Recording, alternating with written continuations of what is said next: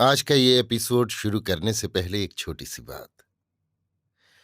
क्या आप भी अपना पॉडकास्ट बनाने की सोच रहे हैं? तो एंकर ट्राई कीजिए।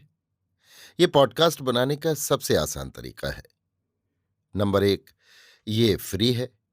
नंबर 2, इसमें कई सारे ऐसे टूल्स हैं जो आपको अपने फोन और कंप्यूटर पर रिकॉर्ड और एडिट करने की फैसिलिटी देते हैं।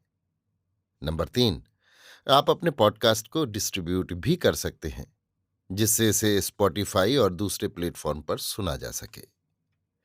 तो डाउनलोड कीजिए फ्री एंकर ऐप या विजिट कीजिए anchor.fm पर अपना पॉडकास्ट स्टार्ट करने के लिए। ये तो थी एक छोटी सी जानकारी, और अब शुरू करते हैं एपिसोड का सिलसिला। तो आज के एपिसोड में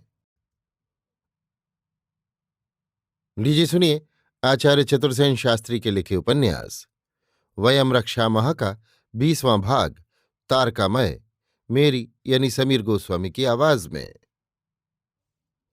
ये 5वां देवासुर संग्राम तारकामय के नाम से प्रसिद्ध हुआ। पाठकों को स्मरण होगा कि भृगु के पौत्र और शुक्र के पुत्र महर्षि अत्रि थे, जो देवलोक में अति प्रतिष्ठित और प्रसिद्ध थे। उनके पुत्र का नाम चंद्र था। आज भी ईरान में चंद्र की पूजा होती है तथा वहां चांद्रवंश का ही प्रचार है। चंद्र ही वहां का राज्य चिन्ह है। ईरानी लोग रोजा या व्रत को सोम कहते हैं।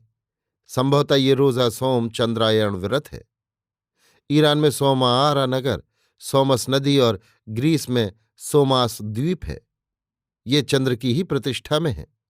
काश्यप सागर तट पर जन्म होने से चंद्र का नाम अंबुधि भी विख्यात हुआ। चंद्र असुर याजक कुल में होने के कारण अत्यंत प्रतिष्ठित पुरुष माने गए। वे विद्वान और वीरों के नेता थे। चिकित्सक औषधि और वनस्पतियों के गुण दोषों को भी जानते थे। वे वनस्पतियों के स्वामी कहाते थे।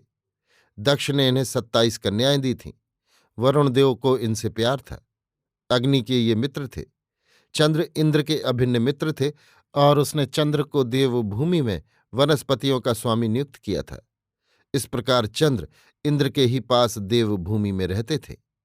देवों के याजक अंगिरस पुत्र बृहस्पति थे। उनकी स्त्री का नाम तारा था। बृहस्पति की पत्नी तारा से चंद्र का गुप्त प्रेम संबंध हो गया और एक दिन अवसर पाकर चंद्र तारा को भगा ले गया। इस बात को लेकर जो झगड़ा प्रारंभ हुआ, उसका आगे चलकर एक विराट रूप बन गया। बृहस्पति का पक्ष सब देवों और इंद्र ने लिया और चंद्र का पक्ष सब दैत्यों और दानवों ने। घातक देवासुर संग्राम हुआ। इस युद्ध में देव हारे, परंतु प्रहलाद का पुत्र विरोचन इस युद्ध में काम आया।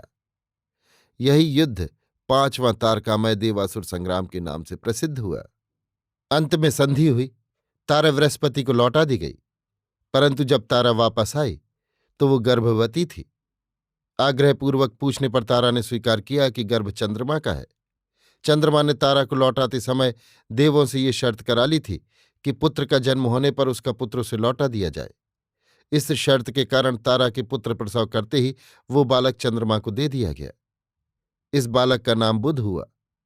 युवा होने पर सूर्यपुत्र वैवस्वत मनु ने अपनी पुत्री इला से ब्याह दी और तपोभूमि का वो प्रदेश जो आदित्यों के अधिकार में था, इसे दहेज में दे दिया। तब से ये प्रदेश इलावर्त कहाया, जिसे प्राचीन पर्शिया के इतिहास में एलम कहा गया है और जिसके कारण वरुण को पर्शियन इतिहास में इलोही अथवा इलाही के नाम से पुकारा गया। इला के नाम पर मात्र गोत्र के आधार पर ये वंश भी एल के नाम से प्रसिद्ध हुआ। तपोभूमि के अतिरिक्त ये असुर प्रदेश भी, जहां के अधिपतियों का याजक चंद्रकुल था, इलावर्त ही के नाम से विख्यात हुआ। इस प्रकार वो सारा असुर प्रदेश, जो भारत के उत्तर पश्चिम में था तथा आधुनिक गिलगिट के समीप तक का भूभाग तथा एशियाई रूस का दक्षिण पश्चिम भाग और ईरान का पूर्वी भाग, समूचा ही इलावर्त देश के अंतर्गत था। अभी आप सुन रहे थे आचार्य चतुर्सेन शास्त्री के लिखे उपन्यास वयम रक्षामः का 20वां भाग, तारकामय, मेरी यानी समीर गोस्वामी की आवाज में।